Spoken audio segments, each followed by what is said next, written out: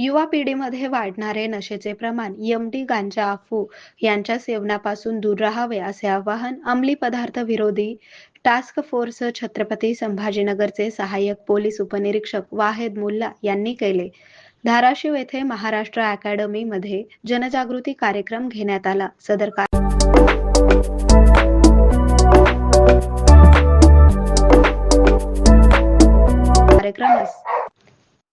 सदर कार्यक्रमास युवा वर्ग, मुले-मुली असे एकूण 59 व 3 लेक्चरर असे हजर होते. या कार्यक्रमात अंमली पदार्थ विरोधी टास्क फोर्स छत्रपती संभाजीनगर यांच्याकडून युवा पिढीमध्ये वाढणारे नशेचे प्रमाण, एम-डी, गांजा, अफू यांच्या सेवनापासून दूर राहण्याबाबत व त्याच्या दुष्परिणामाबाबत माहिती देण्यात आली. तसेच असे नशेचे पदार्थ आढळून आल्यास टास्क फोर्सला माहिती देण्याबाबत कळवले आहे.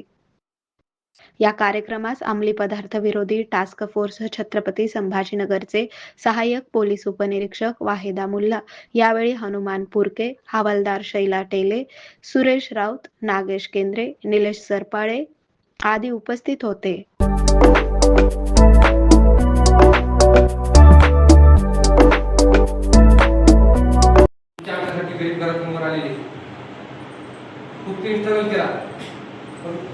कुठल्या तरी वळणावर त्यांना अपयश आलं, वाईट संगत भेटली आणि त्या माध्यमातून त्यांनी नशेकडे वळले आणि पूर्ण कुटुंब उद्ध्वस्त नाही, त्यांचे आई वडील उद्ध्वस्त झाले, त्यांच्या अपेक्षा उद्ध्वस्त झाल्या, मुलाचं आयुष्य उद्ध्वस्त झालं.